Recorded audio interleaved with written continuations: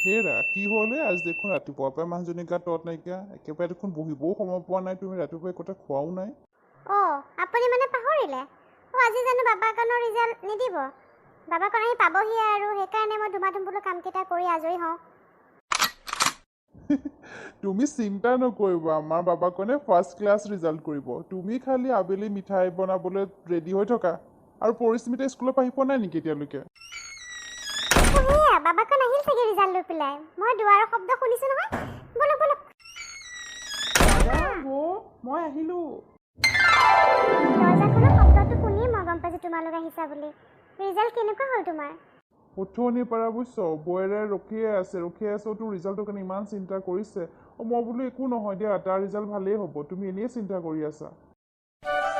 তুমি চিন্তা নকৰিবা বৌ মোৰ ৰিজাল্ট বহুত ভাল হৈছে এইবাৰ মই একেবাৰে গোটেই কলেজৰ ভিতৰত টপ কৰিছোঁ আৰু ছাৰ বাইদেউহঁতে যে ইমানেই ভাল পাইছে মোক মই জানিছিলো ৰিজাল্ট ভাল হ'ব বুলি হেৰি দেখিছে আমাৰ ল'ৰাই টপ কৰিছে গোটেই কলেজৰ ভিতৰত বৌ এইখন চাৰ্টিফিকেট লোৱা আজি তোমাৰ কাৰণেই মই ইমানখিনি পঢ়িব পাৰিলোঁ মা দেউতা ঢুকোৱাৰ পৰা তুমিয়ে মোৰ মা আৰু দাদাই মোৰ দেউতা তোমালোক দুটা নোহোৱা হয় যে মই কেতিয়াও ইমানখিনি আগবাঢ়িব নোৱাৰিলোঁ হয় তোমালোকক মই কেতিয়াও মোৰ পৰা দূৰ হ'বলৈ নিদিওঁ গোটেই জীৱন মই তোমালোকক চাম গোটেই জীৱন মই তোমালোকৰ লগত থাকিম তোমালোকে মোৰ জীৱনৰ লগত কৰা উপকাৰ মই গোটেই জীৱন ধাৰ মাৰিব নোৱাৰিব সদায় মোক আশীৰ্বাদ কৰিবা আজি ইমান এটা ভাল দিনত দুখ কৰিবলৈ নালাগে আৰু তুমিও যোৱাচোন মিঠাই লৈ আনাগৈ আজি ইমান এটা ভাল দিন তোমালোকে আকৌ ইয়াতে কণা কটাখন কৰি আছা খুৰাৰ লগত দেখোন চবে একেবাৰে দুখ কৰি মোক পাহৰিয়ে গ'ল মা দেউতা মই ইয়াতে আছো খুৰা তুমি মোক পাহৰি গ'লা আকৌ ইজনী আমি নাই পাহৰা তোক বল বল আজি দেখিছ ন খুৰা ইমান ভাল ৰিজাল্ট কৰিছে বল বল আমি মিঠাই আনোগৈ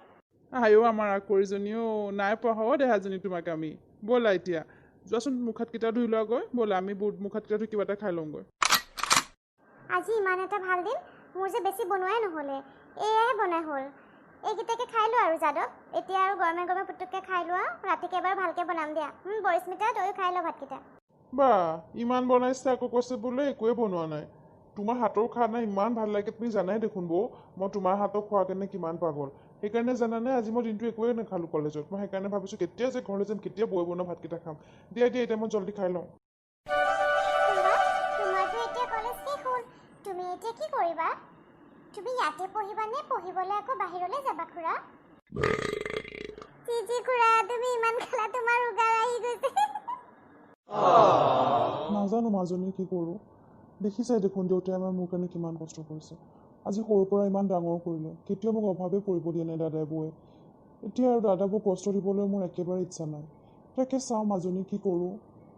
যদি পঢ়িম লগতে যদি কিবা এটা পাওঁ কামো কৰিম যাতে দাদাক সহায় কৰিব পাৰোঁ দাদাৰ বহুত কষ্ট মই গম পাইছোঁ মাজনী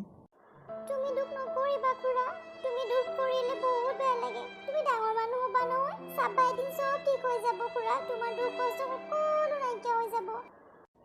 তহঁত দুটা আকৌ কি হ'ল মন মাৰি আছো যে নাই দাদা একো হোৱা নাই এনেই মানে আৰু আমি কথা পাতি আছিলোঁ পৰিস্মিতাৰো জানাই নহয় অকণমান কথাতে তাই কান্দি থাকে খুৰাই মিছা কৈছে পাপা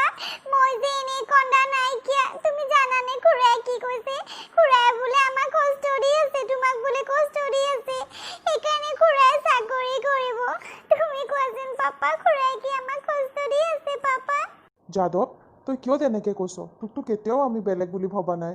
তোক কেতিয়াও মই নিজৰ ভাইটি বুলি ভবা নাই তোক মই সদায় নিজৰ ল'ৰা নিচিনাকৈ ডাঙৰ কৰি আহিছোঁ তই তেনেকৈ কিয় ভাবিছ আজি যদি মোৰ ল'ৰা এটা হ'ল হয় মইতো এনেকৈয়ে কৰিব লাগিলে হয় আৰু সেইকাৰণে বৌয়ে কেতিয়াও এটা ল'ৰা তোলা নাইকিয়া কাৰণ সদায় তেওঁ তোকে নিজৰ ল'ৰা বুলি ভাবে তই যদি তেনেকৈ ভাব বৌৰে জানো মনত কষ্ট নাপাব বাৰু কচোন মোক ক্ষমা কৰি দে দাদা মই তোৰতো কষ্ট দিবলৈ তেনেকৈ কোৱা নাছিলোঁ মই কেৱল মোৰ দায়িত্বহে মই ল'ব বিচাৰিছোঁ দাদা হেৰি কোনে গ'ল হে শুনিছেনে যাদৱ পৰিস্মিতা এফালে আহা শুনিছোঁ আহিছোঁ ৰ'বা মই ইহঁতৰ সৈতে কথা পাতি আছিলোঁ আহি আছোঁ ৰ'বা আমি ব'ল আকৌ নগ'লে আকৌ বৌৰে খং কৰিব নহয়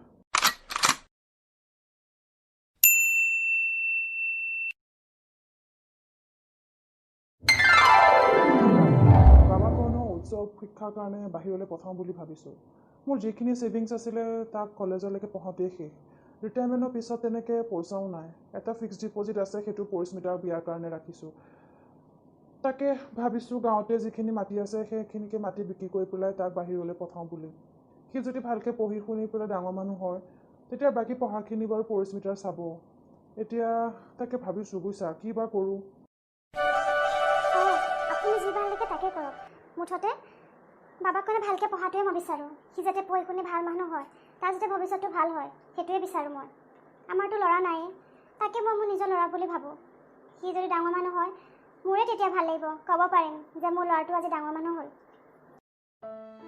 আপুনি যি ভাল দেখে তাকে কৰক তাৰ ভালৰ কাৰণে, কিন্তু যাতে মনত ৰাখিব সি এইবোৰ কথা গম নাপায়। সি এইবোৰ কথা গম পালে মনত বহুত কষ্ট পাব, আৰু হয়তো এইবোৰ কথা গম পোৱাৰ পিছত সি বাহিৰত পঢ়িবলৈও নাযাব। তুমি কথাটো ঠিকেই কৈছা, তাকে মই চাওঁ কথা পাতি পেলাই কি হয়। খুৰা, তুমি যদি পঢ়িবলৈ যোৱা মোকো লৈ যাবা। তুমি ঘৰত নাথাকিলে যে মোৰ তোমালৈ বহুত মনত পৰিব, মোৰ যে থাকিব মন নাযাব। মোকো লৈ যোৱা না তুমি। মা দেউতাক ক'বা মই তোমাৰ লগত থাকিম, মই তাতে পঢ়িম বুলি। প্লিজ তুমি মোকো লৈ যোৱা না খুৰা। হ'ব দিয়া, মই তোমাক লৈ যাম, কিন্তু এতিয়া নহয়। মই তাতে পঢ়ি পেলাই যেতিয়া মই চাকৰি এটা কৰিম তেতিয়া মই তোমাক লৈ যাম, হ'ব? মই তাতে তোমাক এডমিশ্যন দিম, তুমি তাতে পঢ়িবা, হ'বনে? হ'ব খুৰা, তুমি কিন্তু ইয়াৰ পৰা যোৱাৰ পিছত মোক সদায় ফোন কৰি থাকিব লাগিব, নহ'লে কিন্তু মই তোমাৰ সৈতে একেবাৰে কাটি হৈ যাম। মই কিন্তু নামাতিম তোমাক।